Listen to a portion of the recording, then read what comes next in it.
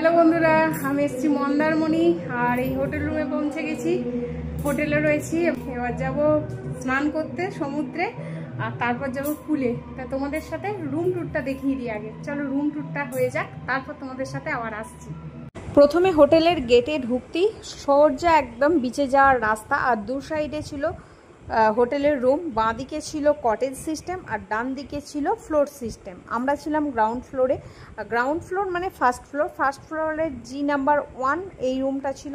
আমরা চয়েস করেছিলাম বা আমরা নিয়েছিলাম। প্রথমে ঢুকেই মানে আমাদের রুমের গেট খুলেই ডান দিকে ছিল টয়লেটের মানে গেট, আর বাঁ দিকে ছিল ভীষণ বড় কিং সাইজের ওয়ারড্রপ।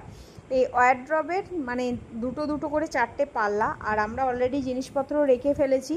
ওয়ারড্রপের মধ্যে ছিল প্রচুর জায়গা, আর একটা ব্ল্যাঙ্কেটও দেয়া ছিল ওয়ারড্রপের মধ্যে। আর ওয়ারড্রপটা তো দেখতেই পাচ্ছ প্রচণ্ড মানে হিউজ প্লেস রয়েছে। আর এরপরে চলে আসি, একদম সেন্টার টেবিল দেয়া ছিল বা ওয়ারড্রপের পাশে একটা মানে কি বলবো ডেস্ক টাইপের রাখা ছিল। একটা সেন্টার টেবিল, দুটো চেয়ার, এছাড়া ছিল বিগ সাইজের দুটো উইন্ডো। আর উইন্ডো থেকে দেখা যাচ্ছে একদম পুল।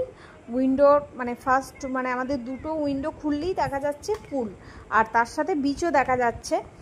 আর এরপর চলে আসি আমাদের কিং সাইজ বেডে।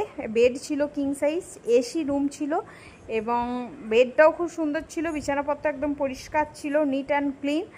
আর এই দেখো আর একটা উইন্ডো দিয়েও কিন্তু দেখা যাচ্ছে বিচ আর পুল, সেটা একটু সাইড করে দেখতে হচ্ছে। এছাড়াও ছিল বেড সাইড টেবিল, আর দুটো বেড সাইড টেবিল ছিল যেখানে গ্লাস তাছাড়া ট্রে অ্যাস্ট্রে এসব করে রাখা ছিল, যেগুলো প্রত্যেক হোটেলেই থাকে।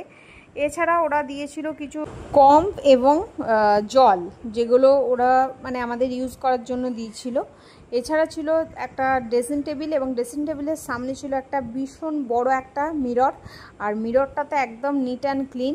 এরপর চলে আসি টয়লেটটা একদম নিট অ্যান্ড ক্লিন। টয়লেটে ছিল মানে একটা বেসিন বা সিঙ্ক যেটা বলে, তার সামনে ছিল একটা বেশ সুন্দর আয়না।